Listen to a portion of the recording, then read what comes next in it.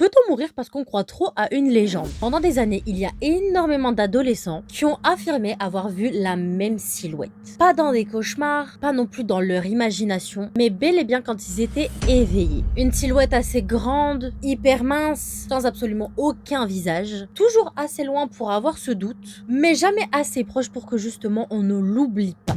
Ce qui au départ était juste un mythe d'internet, finit directement par provoquer des insomnies et également des disparitions, mais aussi des violences bel et bien réelles. Donc ce soir je vais vous raconter la légende du Slenderman.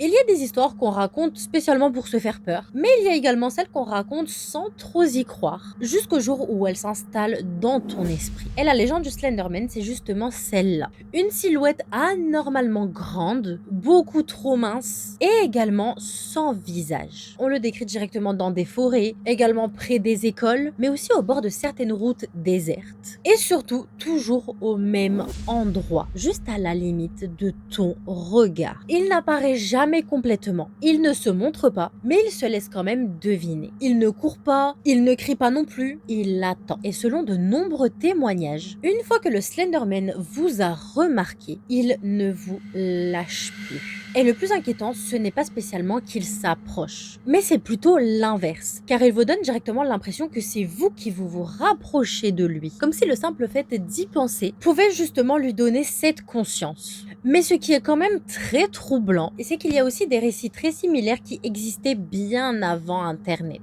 Au XVIe siècle en Allemagne, on parlait de Der Grobmann, une créature quand même assez sombre, aux bras hyper longs, aperçue justement dans les bois. Et il était toujours associé à la disparition des enfants. Il y a également aussi en Europe de l'Est certaines légendes qui évoquaient une silhouette hyper élancée, hyper grande, invisible mais omniprésente, qui rôdait toujours autour des villages avant que des familles entières ne disparaissent sans laisser jamais aucune trace. Et il y a également aussi aux États-Unis de vieilles gravures qui montrent une figure hyper mince, sans trait spécifique, qui est justement placée à côté d'enfants absents ou alors effacée. C'est comme si vraiment elle avait toujours été là, mais plutôt dans l'ombre. Mais selon la légende moderne d'aujourd'hui, le Slenderman ne vous enlève pas immédiatement. Donc d'abord, vous le voyez de loin, une forme immobile entre deux arbres, on n'est pas trop sûr, on a le doute. Et puis c'est à ce moment-là que les effets commencent petit à petit.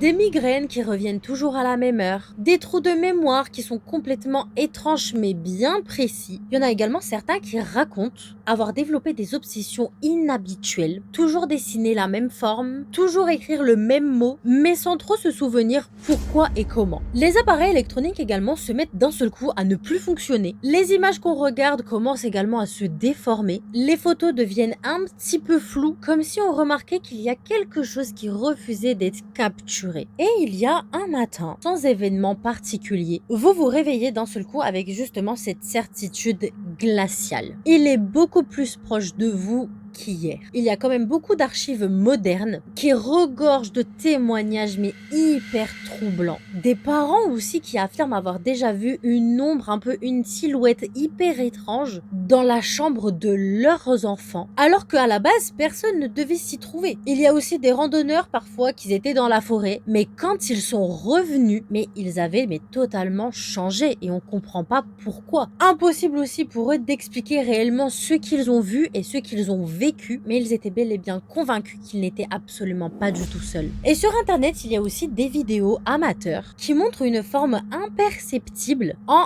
arrière-plan, avant que bizarrement l'enregistrement ne coupe brutalement. Mais ce qui dérange le plus, ce sont quand même les traces qu'il laisse derrière lui. Des pages qui sont recouvertes de mots répétés jusqu'à l'obsession. Ne le regarde plus. Il est tout proche. Il est derrière toi. Et pourtant, le Slenderman ne devrait pas exister, car son origine officielle remonte quand même à 2009, lors d'un concours de création paranormale organisé sur le forum Something Awful. Il y a un internaute justement connu sur ce forum, connu sous le nom de Victor Surge, qui publie seulement 2 images en noir et blanc. Il y a un énorme groupe d'enfants et en arrière-plan, une silhouette anormalement grande et hyper mince. Et sous les photos, il y a aussi quelques lignes qui évoquent des disparition inexpliquée. Et sans même le savoir, il vient de créer l'une des légendes les plus puissantes d'Internet.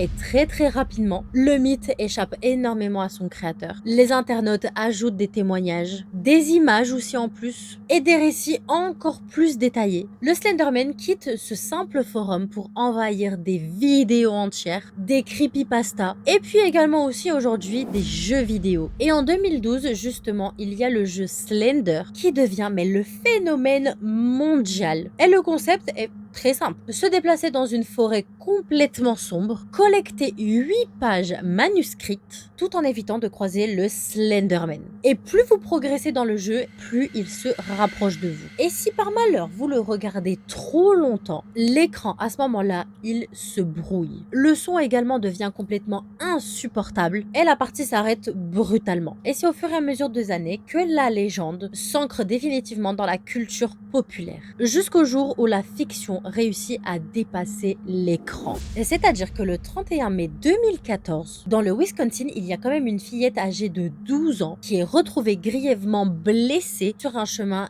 isolé au milieu de nulle part. Elle s'appelle Peyton Lautner. Son corps clairement porte 19 coups de couteau et miraculeusement, elle est encore en vie. Les enquêteurs arrivent à arrêter très rapidement 2 personnes. Donc c'était 2 amies exactement du même âge. Lorsque bien évidemment on leur demande pourquoi est-ce qu'elles ont fait ça, et leur réponse clairement, elle glace le sang. C'était pour le Slenderman. Elle explique qu'elle croyait énormément à son existence et qu'elles étaient persuadées qu'il les tuerait elles et leur famille si elles ne prouvaient pas leur loyauté auprès de lui. Et le crime avait quand même été prémédité pendant des mois quand même. Elles étaient convaincues aussi que, en échange justement de cette petite fille, le Slenderman allait justement les accueillir dans son manoir caché en plein milieu de la forêt. Et cette affaire a choqué quand même le monde entier. Car aujourd'hui, il y a quand même une vraie question qui se pose. Est-ce que le vrai danger de Slenderman existe-t-il vraiment? Ou est-ce qu'on a tout simplement prouvé qu'une simple légende pouvait influencer absolument toute la réalité?